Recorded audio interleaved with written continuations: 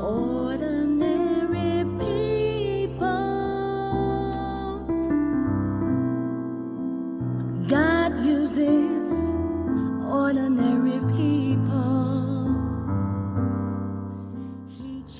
It is true, God uses the ordinary to do the extraordinary, especially as we look at the lives of those who were instrumental in the birthing of the Burns Belfry Heritage and Culture Center.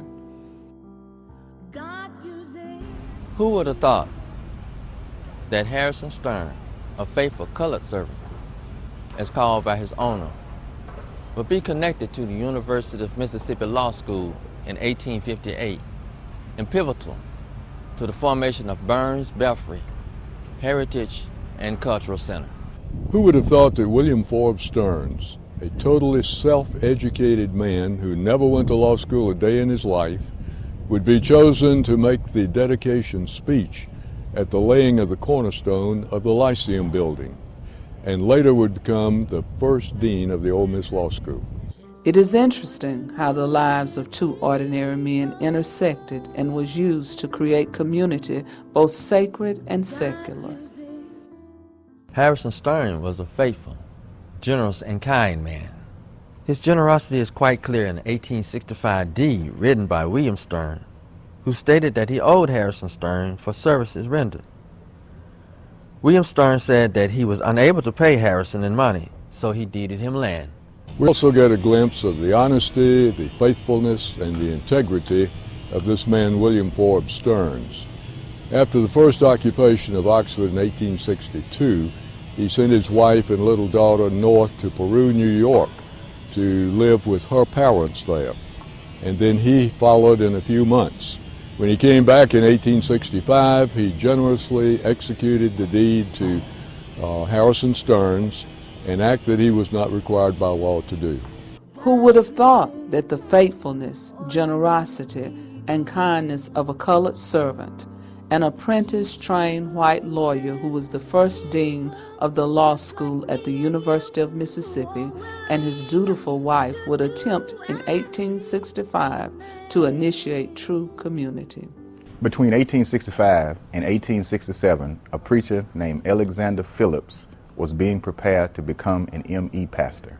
Alexander Phillips married Angeline McKee on January the 12th, 1866. The March 16, 1867 Falcon newspaper describes Alexander Phillips as a free Negro, the head of a Freedmen Bureau school in flourishing condition with 45 to 50 students. The February 22, 1868 Falcon also describes Alexander Phillips as a Negro teacher.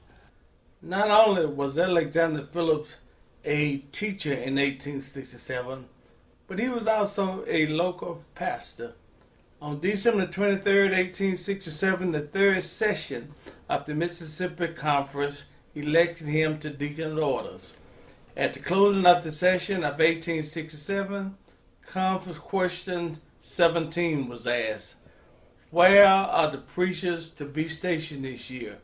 Alexander was the first appointed pastor to the Methodist Episcopal Oxford that became known as Burns United Methodist Church. God uses people who will give their all, because little becomes much as you place it in the Master's hands. The May 5th, 1968 edition of the Falcon published an invitation by Reverend Alexander Phillips to the dedication of the Methodist Episcopal Oxford to be known as the Colored Church of Oxford. The entire community was invited. The dedication was held on Sunday, May 10th at 3:00 p.m. The presiding elder, A.C. MacDonald, brought the message. Reverend Phillips said, "We tender our thanks to the white portion of our population for the liberal contribution that they have made in our making toward our church. The names and deeds of these gentlemen will never be forgotten. As long as I live and as long as this church is in existence, I believe that this was the Lord's design when He created mankind. and made man that they can be supportive of each other as we come together to do God's work. What you have may not seem much, but when you yield it to the Master's loving touch. On March 20th, 1869, Harrison Stearns conveyed part of Lot 472 to himself and trustees of M.E. Oxford. The deed was filed on October 21st and recorded on October 22nd, 1873. What's in a name? The Burns Belfry has gone through several name changes, but its mission has remained the same. Alexander Phillips stated it best when he said, "I believe this was the Lord's design, when he created all mankind, that man should be helped to man, and for each other to stand." M.E. Oxford was the name used by the third session of the Mississippi Mission Conference from 1867 through 1891. The members of M.E. Oxford, according to records in their own handwriting, called themselves Sewell Chapel from 1892 through 1901. The name probably came from their affection for Richard Sewell, who was the pastor in 1888 through 1889. How did the church become known as Burns? In 1901, the name Bishop Burns Chapel appeared in the record for the first time in the parishioner's own hand. The church was probably named in honor of Bishop Francis Burns, the first black missionary bishop to be elected to the Methodist Episcopal Church.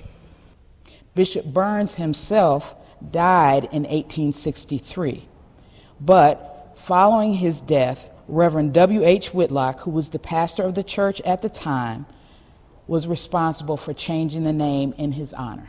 Reverend J.C. McGee, acting chairperson of the trustee committee, motioned on March 7, 1910, that we secure money for the building of a new church.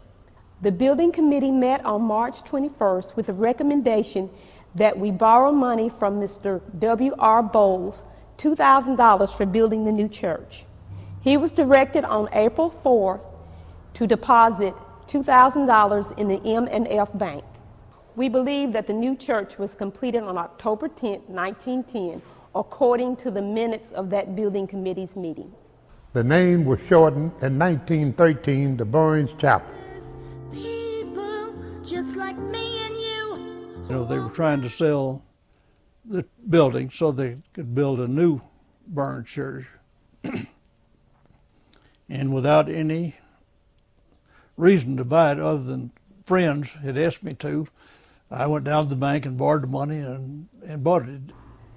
They were talking about they might tear it down or they may not tear it down, and so we bought it.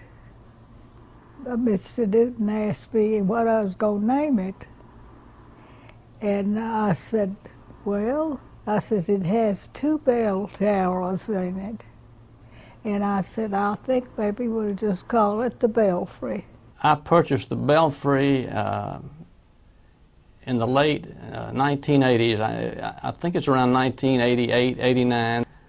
We just thought it was a wonderful location, an attractive building, and we wanted to have a business there or offices there. We ended up putting a frame shop in the building, and I had an office there. Mr. John Grisham, the writer, came to us and wanted to rent an office from us upstairs. So we rented him an office, and he stayed in there probably 6 months to a year, had an office upstairs. And then he approached us in order to know if we'd be interested in selling it to him. The Oxford-Lafayette County Heritage Foundation is privileged to spearhead the restoration of the Burns Belfry Church. Our first Vice President, Susie Marshall, had a dream that Oxford Development Association would have a home. The Oxford-Lafayette County Heritage Foundation, with the passion that we had, came together with high hopes and knowing that we could bring this building and bring it up to where we needed to be. All you got